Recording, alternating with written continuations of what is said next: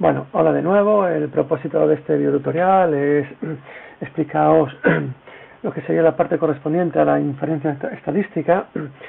Voy a haceros hoy una especie de pequeño resumen de todo lo que vamos a ver correspondiente a la inferencia estadística en el caso de que nos dé tiempo. Entonces, lo primero de todo, me vais a permitir girar el escritorio. A ver, invertir, vale. Bueno, entonces lo primero de todo voy a ver un teorema que deberíamos haber visto el año pasado, pero que no nos dio tiempo, que es el... Ay, estoy ahí con la cabeza gira. Bueno, nada. A ver si... bueno, nada. Quizás si me dejase girarlo aquí. Control de imagen. No sé si tengo por aquí... Control de vídeo, espejo, no, half mirror tampoco, invertido. Ah, vale, ahí está. Bueno, entonces, pues tengo que girar otra vez cuando... Vale, vamos a empezar con un teorema muy importante, muy importante en la probabilidad, que es el teorema central del límite, o central limit theorem, como dicen los ingleses. Sería el teorema central límite, teorema límite central, mejor así, teorema límite central, teorema límite central, o teorema central de límite, teorema límite central. Vale, lo que dice este teorema, nosotros vamos a verlo, vamos a aplicarlo solamente a la distribución binomial. Si recordáis del año pasado, una variable aleatoria que era una función que iba del espacio de los sucesos en el conjunto R, tal que cada suceso le asignaba un valor x de omega, que era un número real x sub i, ¿de acuerdo? Este x sub i pertenecía a los números reales. Muy bien. Entonces, si tenemos una variable aleatoria que sería una ley normal, perdón, una ley binomial, x sería una ley binomial, por lo tanto era EB de NP, ¿de acuerdo? Esto cuando, por ejemplo, con la condición de que n tenía que ser 0, bueno, 1, 2, 3 puntos suspensivos y p 0 menor que p menor que 1, 0 menor que p menor que 1, ¿de acuerdo? Bueno, n puede tomar el valor 0, 0, 1, 0, 1, 2, 3, 4, bueno. Entonces, cuando teníamos una variable aleatoria, para que se dé una ley de distribución de este estilo, por ejemplo, era el caso de lanzar varias veces un dado, o de una caja en la que teníamos, por ejemplo, 5 bolas rojas y 3 verdes, extraer una bola al azar y volver a meterla con reemplazamiento y hacer este experimento varias veces, ¿no? Cuando nosotros teníamos esta ley binomial, cuando tenemos una variable aleatoria que sería una ley binomial, nosotros calculábamos la probabilidad de que la variable aleatoria tomase el valor, por ejemplo, k, y lo definíamos como n sobre k, donde era el número de veces que se repetía el experimento, por la probabilidad de obtener k éxitos, por la probabilidad de obtener n menos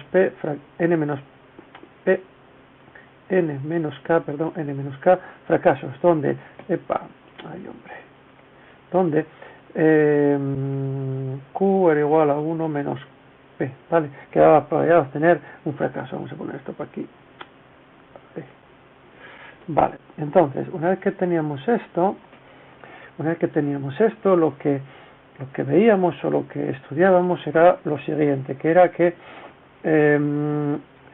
o deberíamos haber estudiado lo siguiente, que es que cuando el número de veces que se repite el experimento es del orden más o menos, por ejemplo, mayor que 30, entonces la distribución binomial de NP se aproximaba a una distribución normal, ¿de acuerdo? Bien, y entonces, esto no lo vimos el año pasado, esto se llama el teorema central límite, teorema central de límite. Esto el primero que lo descubrió con la ley binomial, una variable de no sigma, bueno, sigma cuadrado. Bueno, entonces, el primero que se dio cuenta de esto fue Bernoulli, y entonces lo que hizo fue sumar esta serie, bueno, una serie que sale de aquí, y tardó solamente 20 años en sumarla. Después más tarde Moivre y Laplace, si no me falla la memoria, lo hicieron con la distribución de Poisson, pero yo no me voy a meter en esto. Entonces, si nosotros sabíamos que el valor medio de una variable aleatoria que sigue la distribución de Bernoulli era n veces p, y la varianza de una variable aleatoria que sigue una distribución de Bernoulli que se puede como poner como el cuadrado de la desviación típica era igual a npq, lo que implicaba que la que la desviación típica era la raíz cuadrada de npq. Bueno, entonces, si tipifico una variable aleatoria z que sea de la forma x menos la media, bueno, recordad que tipificar una variable aleatoria, hacer este cambio, x menos la media partido de sigma, esta distribución, la distribución de probabilidad de esta variable aleatoria sería una normal de 0, 1, ¿de acuerdo? Si x es una normal de nu y sigma cuadrado. Bueno, entonces cuando hago este cambio aplicado a una distribución binomial de este estilo, lo que encuentro es que x menos n veces p partido todo de la raíz de np por q, esto se comporta como si fuese una normal tipificada 0, 1, ¿vale? Esto es digamos, el primer resultado importante del teorema límite central, el teorema central del límite, porque nos va a servir a nosotros cuando estudiemos poblaciones.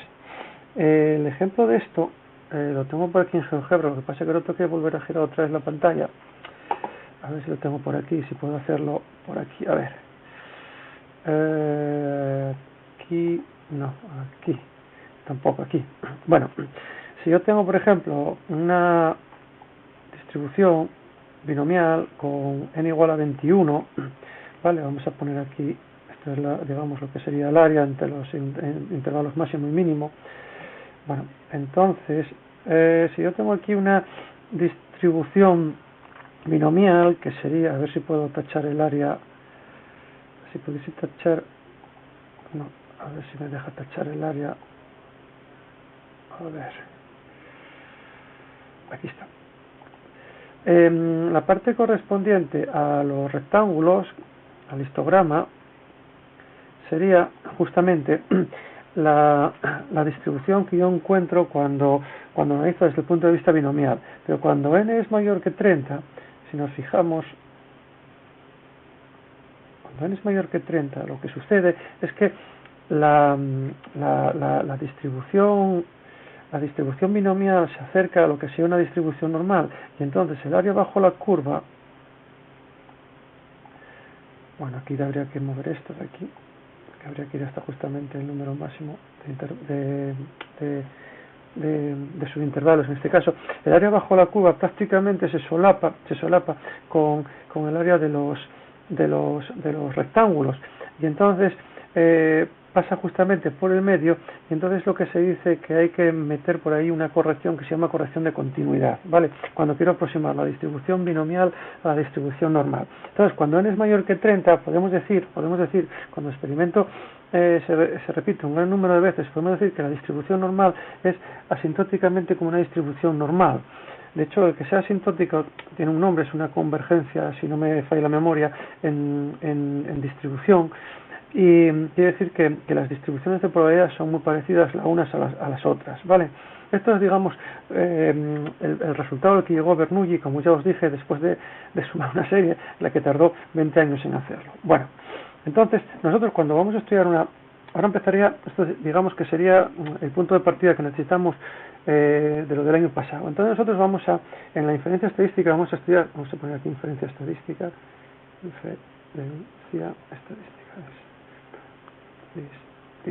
bueno.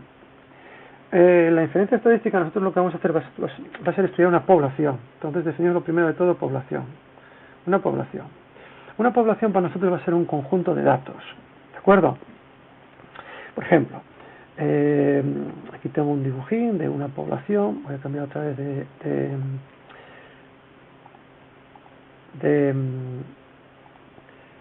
de dibujo. Bueno, imaginaos, por ejemplo, que tengo esa población de individuos, ¿de acuerdo? Ahí tengo 1, 2, 3, 4, 5, 6, 7, 8, 9, 10, creo que son 20 individuos, ¿vale? Eso es, a nosotros una población desde el punto de vista sociológico puede ser una población de individuos, pero desde el punto de vista estadístico, desde el punto de vista de la inferencia estadística, es un conjunto de datos. Por ejemplo, que hiciese referencia a las estaturas de estos individuos, al peso de estos individuos, al número de pulsaciones por minuto de estos individuos, a la calificación que estos individuos sacaron, por ejemplo, en un examen de matemáticas, etc, etc. Cualquier conjunto de datos. Y no solamente tiene que estar referido a personas, puede estar referido a animales o a cosas, o por ejemplo los tornillos. Si tenemos, en vez de tener 20 individuos, tenemos 20 tornillos, pues por ejemplo el espesor medio de los tornillos, la anchura de los tornillos, la proporción de tornillos que sean defectuosos o que estén en perfectas condiciones, etc, etc. Todo eso son poblaciones desde un punto de vista estadístico. Por lo tanto, van a ser datos, ¿de acuerdo? Un conjunto de datos. Vale. Entonces, nosotros cuando queremos estudiar una población, cuando queremos caracterizar una población desde el punto de vista estadístico, vamos a definir unos parámetros poblacionales, poblacionales. Bueno, que en principio pueden ser conocidos o no. Nosotros vamos a hacer hincapié en cuando alguno de estos parámetros poblacionales no sea conocido y queramos, por ejemplo, inferir o deducir si va a tomar cierto valor o si nuestra suposición sobre la población va a ser cierta o no. Entonces, estos parámetros poblacionales, por ejemplo, pueden ser la media, puede ser la varianza, puede ser la desviación, puede ser la mediana, puede ser la desviación con respecto a la media, x menos la media, ¿vale? Valor absoluto, puede ser la desviación con respecto a la mediana. Todos estos, digamos, que podrían ser parámetros poblacionales, las proporciones,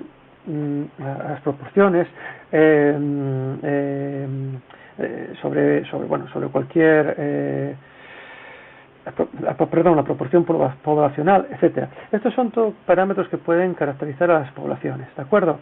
Pero hay veces que estos parámetros pues no son desconocidos y queremos pues o bien calcularlos o, como ya dije, hacer una inferencia o establecer una suposición sobre esa población. Entonces, la técnica para trabajar poblaciones, porque pueden ser muy grandes, las poblaciones pueden ser muy grandes.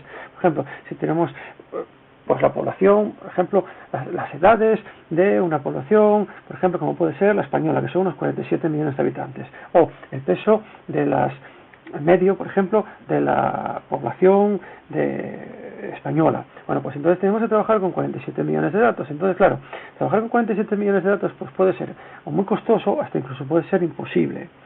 Entonces, lo que se hace es, se coge de la población un subconjunto que se llama una muestra, ¿de acuerdo? Entonces, la muestra, para que represente a la población, tiene que ser una muestra adecuada. Entonces hay varias técnicas de muestreo. Nosotros vamos a trabajar con las muestras que sean aleatorias, idénticamente distribuidas.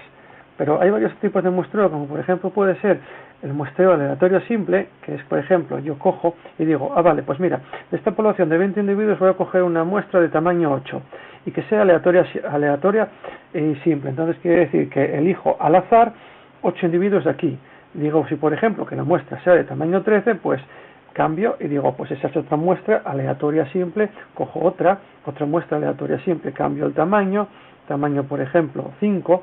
Entonces, a partir de este Apple en GeoGebra hecho por Heather Pierce, estoy observando que son muestras aleatorias simples. Ya digo, casi siempre van a ser con los que nosotros vamos a trabajar. Bueno, también pueden ser muestras estratificadas. Entonces lo que hago es cojo la población, la divido en estratos y a partir de ahí pues cojo, por ejemplo, si quiero una muestra de tamaño 4, tengo que coger de cada estrato un individuo. Si cojo una muestra, por ejemplo, de tamaño 8, tengo que coger de cada estrato 2 individuos. Fijaos que aquí va a ser múltiplo de 4, ¿vale? Porque tengo la población dividida en 4 estratos. Si quiero una muestra de tamaño 12, tengo que coger de cada estrato 3 individuos, y así sucesivamente. Bueno, pero también puede ser una muestra en clusters. Entonces lo que hago es, aquí rompo la muestra, rompo la población en grupos. Cluster es un grupo, es un agregado, y entonces digo, vale, pues quiero una muestra de tamaño 5, entonces elijo al azar, por ejemplo, elijo al azar uno de los conglomerados, y a partir de ahí saco los elementos de la muestra. Si quisiese una de tamaño 10, entonces aquí repetiría, y entonces tendría que hacer, como veis, son los agregados se eligen aleatoriamente, pero dentro de cada agregado tengo que coger 5 individuos o 5 datos para poder tener los 10, ¿vale? Y por último, una muestra sistemática, lo que se hace es, se coge una secuencia. Entonces, fijaos, si quiero una muestra de tamaño 5, tengo que dejar, cojo un individuo de cada 3. Entonces, bien, empiezo, digo, cojo este, y ahora dejo 3 y cojo otro. Dejo 3 y cojo otro, dejo 3 y cojo otro, dejo 3 y cojo otro, y aquí dejo 3, vuelvo al principio y cojo otro, ¿vale? Si la muestra, por ejemplo, este tamaño, vamos a poner tamaño, por ejemplo, 4, pues lo que tengo que dejar, por ejemplo, 1, 2, 3, 4, 5, 6 individuos sin coger. Repito otra vez, 1, 2, 3, 4, 5, 6 individuos sin coger, y elijo uno, y así sucesivamente, ¿vale? Y entonces, así lo que obtengo pues es una muestra sistemática. Bueno, aquí tenéis, por ejemplo, un ejercicio también muy chulo, en el que os da una población y dicen, bueno, en esta población vamos a coger una muestra de tamaño 5 seleccionada de la población de tamaño 20. Entonces dicen, prueba 1. Probamos 1 y decimos, a ver, esto de aquí, ¿qué tipo de muestra sería? Bueno, pues parece que esta muestra no tiene ningún orden, no hay ningún conglomerado. A ver, un segundín, 1, 2, 3, 1, 2, 3, 1, 2, 3, 1, así, mira, dejo 3 en cada uno, entonces va a ser una muestra sistemática. Digo, y dije, correcto. Usted empezó y coge uno de cada 4, ¿vale? Bien. Sigo, vamos a quitar esto y voy a probar otro. Y digo, a ver, esto de aquí, ¿qué sería? Pues aquí sí que parece que no hay ninguna lógica, que no dejo ningún elemento entre ninguno. Esto va a ser una muestra aleatoria simple, ¿vale? Bien, quito y ahora pruebo otro. Y digo, bueno, esto va a ser una muestra por conglomerados, claramente, ¿de acuerdo? Porque dentro de lo que sería un clúster, pues cojo todos los elementos de la muestra. Vale, perfecto. Está hecho. Y digo, otro, a ver.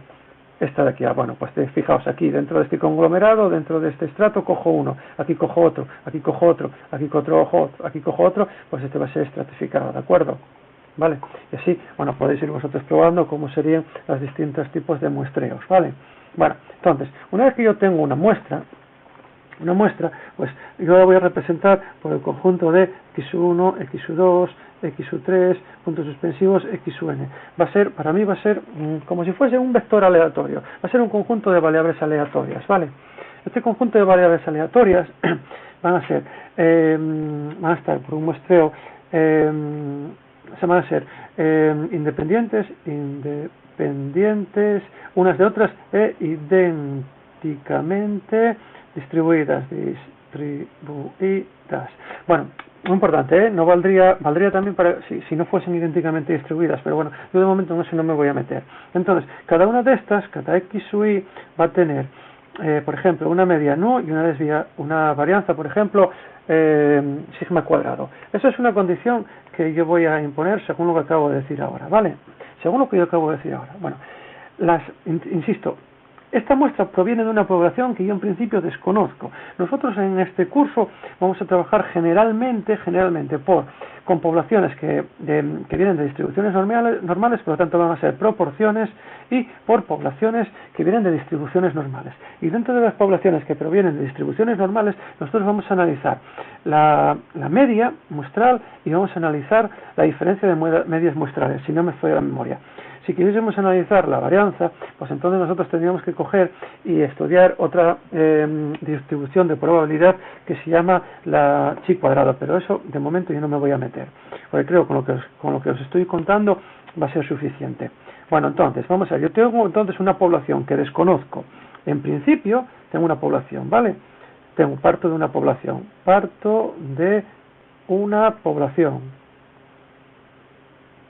vale, esta población va a estar caracterizada por una serie de parámetros que van a ser la media poblacional y por ejemplo, la varianza poblacional, ¿vale? Bueno, entonces yo supongo que, por ejemplo, voy a desconocer alguno. Entonces, lo que me dice la estadística, lo que me dice el teorema, bueno, cuidado. De aquí esta población saco una muestra, tomo una muestra que sea independiente e idénticamente distribuida, ¿vale? Bien. Entonces, que va a ser de tamaño n, x1, puntos suspensivos, xn. Ese va a ser el tamaño de la muestra, que puede ser 2, que puede ser 3, que puede ser 5, que puede ser 20. Entonces, lo que me dice la ley de los grandes números es lo siguiente. Lo que me dice el teorema central límite aplicado a este caso es lo siguiente, que la media muestral es justamente la media poblacional. Bueno, esto voy a llamar la media muestral a esto, ¿vale? Y que la varianza muestral, la desviación muestral es la desviación poblacional partido todo de raíz de n. Bueno, esto es lo más importante que vamos a necesitar para poder hacer la inferencia estadística y para poder estudiar la estimación puntual, porque de hecho esto es una estima puntual de la media y esto sería una estima puntual de la desviación, ¿vale?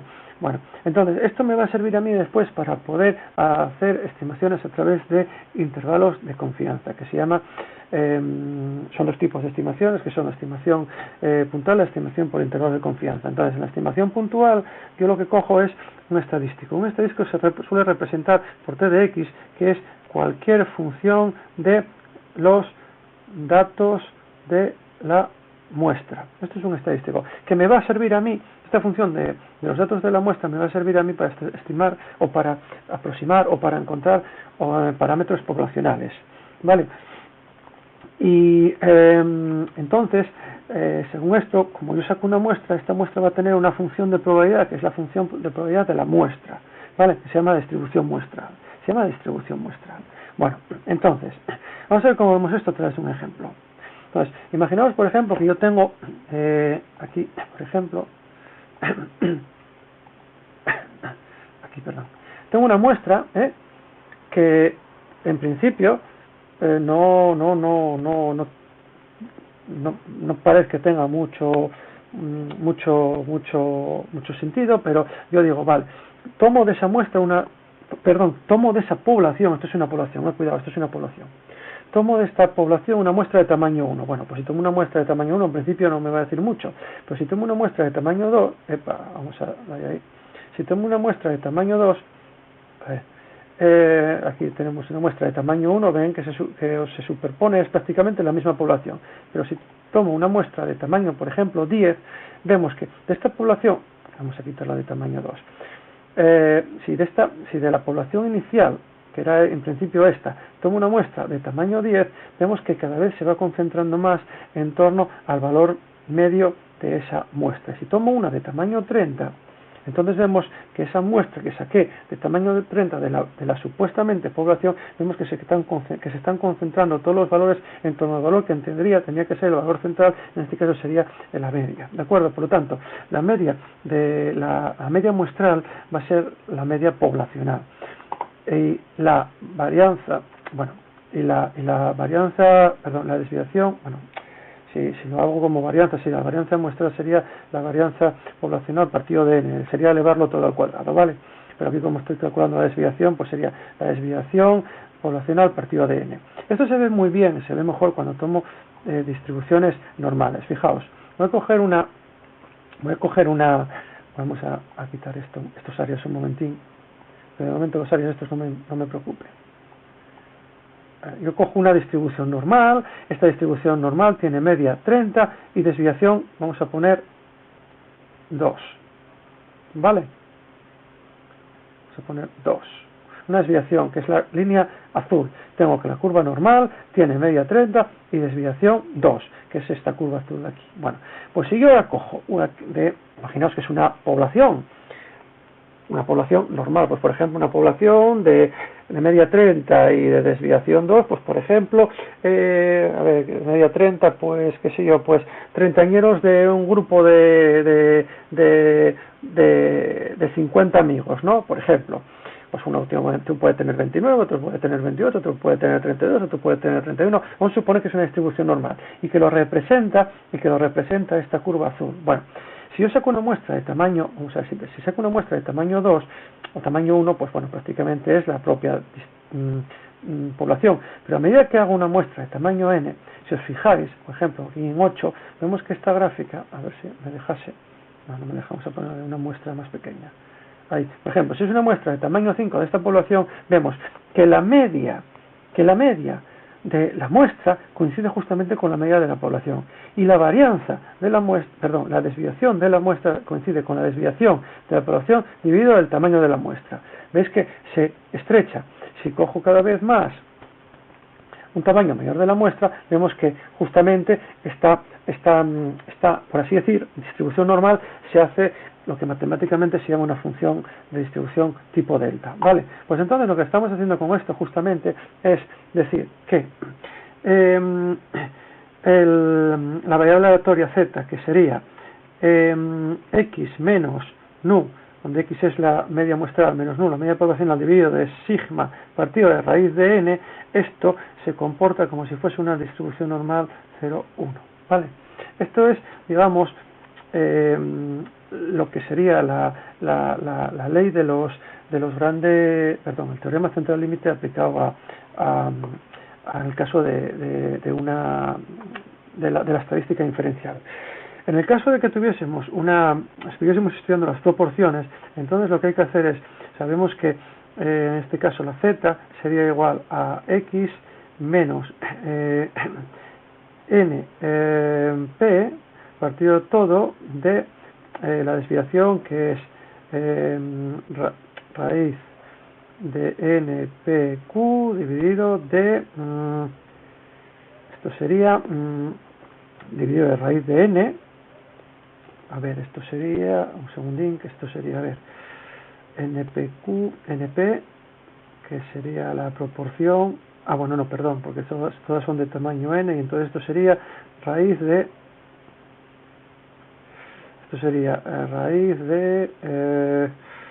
p por q, n partido n cuadrado, o sea, sería raíz 1 partido de n. A ver, déjame hacerlo porque ahora mismo no me acuerdo. Entonces sería, en el caso de las proporciones, la proporción muestral es la proporción poblacional, y en este caso sería la desviación, sigma es raíz de npq, todo esto dividido de n,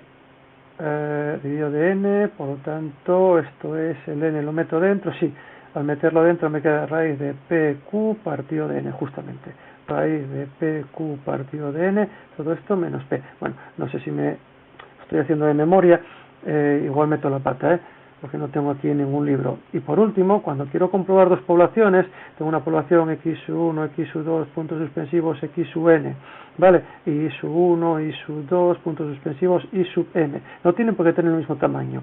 Entonces sabemos que x menos nu partido todo de aquí, sigma sub 1, partido de sigma sub 1 partido de raíz de n, x menos nu partido de sigma sub 1 raíz de n, y esta se comporta como y menos, vamos a poner esto nu sub 1 y esto nu sub 2, partido todo de sigma sub 2 partido de raíz de m. Entonces, si quiero comprobar la diferencia de medios, lo que sería x menos y menos nu sub 1 menos nu sub 2, todo esto dividido de sigma sub 1 partido de, sería raíz de sigma sub 1 partido, sigma sub 1 partido de raíz de sigma 1 partido de raíz de, aquí ahora espera un segundín porque me entra la duda, creo que sigma sub 1, a ver, creo que es sigma sub 1 partido de raíz de n más sigma sub 2 partido todo de raíz de m. Pero no estoy seguro de esta, porque creo que es una raíz, si no me falla la memoria, sigma sub 1 partido de raíz de n más raíz de sigma sub 2 partido de raíz, no, creo que es esta. Bueno, esto se puede deducir, yo no os lo voy a hacer, creo que es sigma sub 1 partido de raíz de n más sigma sub 2 partido todo de raíz de m. Creo que es esta. Entonces esta se comporta como una normal de n01. Bueno, esto ya os digo que son estimaciones puntuales, pero que me va a servir para hacer las estimaciones por intervalos de confianza. Entonces esto después lo tengo que pasar para los intervalos de confianza a una distribución normal, y entonces a partir de ahí tengo que ver cuándo se cumple esta condición. Esto sería z de menos alfa medios, ¿vale? Y entonces el intervalo de confianza sería eso de ahí, pero bueno, eso vamos a verlo después cuando nos incorporemos. De momento con esto que vimos ahora me sirve. Bueno, nada, tenéis aquí estos apples de GeoGebra, ¿vale?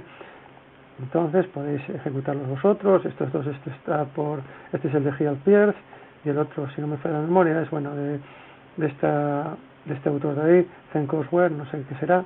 Este de aquí es Dunbar, no sé quién es, y este de aquí, a ver quién puede ser, de David Horner. Es importante referenciar a la gente porque, bueno, dicen que de bien nacido es ser agradecido. Y nada, por ello creo que es suficiente. Hay que comprobar esto de aquí, porque ya os digo, no tengo el libro delante, pero en caso de que no sea esta, pues bueno, lo traen todos los textos de segundo bachillerato. Bueno, espero que lo hayáis entendido, fue un poquitín rápido, espero que os haya gustado. Nada, me despido diciéndolo siempre, quedaos en casa, guardar las medidas de confinamiento, mantener la distancia de seguridad de metro y medio, 2 metros si salís a la calle por cuestiones justamente de necesidad. Armaos de mucha fuerza, mucho valor, por favor estudiar, hacer la tarea que os mandé, preparar las pruebas ya tipo EBAU, tipo PAU, etcétera, etcétera. Y si tenéis alguna duda, me las mandáis al correo de Educastur. Y nada, thank you for watching.